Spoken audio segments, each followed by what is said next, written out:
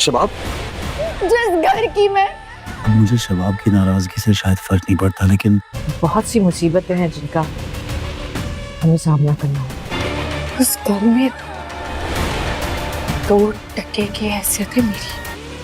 मुझे तो पहले दिन से ही वो खटक रही थी। प्लीज ये जस्टिफिकेशंस आप किसी और के लिए संभाल के रखिएगा, बहुत कम वक्त है। जो कुछ इस घर में हो रहा है शायद तुम्हें नजर नहीं आ रहा। मालकिन थी। अस्सलाम वालेकुम नाजरीन। ड्रामा सीरियल डैन की अगली किस्त में आप देखेंगे कि शबाब की माँ को निशा पर बहुत ज़्यादा शक होता है। वो कहती है अपनी बेटी से कि जो इस घर में हो रहा है क्या तुम्हें वो नज़र नहीं आ रहा।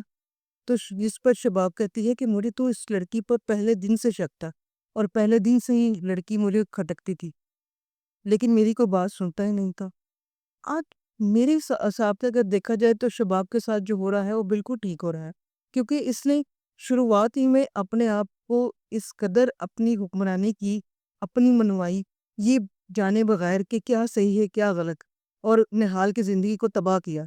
तो उसके बाद तो ऐसा होना ही था, क्योंकि कहते हैं कि जब इंसान किसी के साथ बुरा करता है तो उसको कभी ना कभी उसका अंजाम भुगतना पड़ता है और उसकी वो अदायगी करना पड़ती है जो कि उसने किसी मासूम की ज़िंदगी तबाह करके की होती है। शबाब के साथ भी कुछ ऐसा ही हुआ है।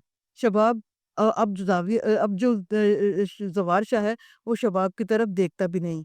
वो निहाल जो कि मीशा के रूप में है उसके पीछे-पीछे लगा रहता है और हर वक़्त ये सोचता रहता है कि मैं उसे कैसे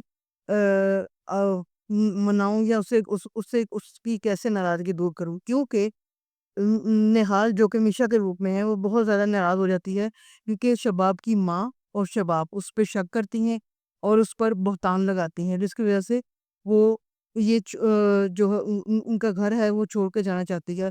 लेकिन ज़वार शाह उसे जाने नहीं देता। ज़वार शाह दिल ही दिल में ये सोचता है कि मुझे अब शबाब की नाराज़गी से कोई फ़र्क नहीं पड़ता।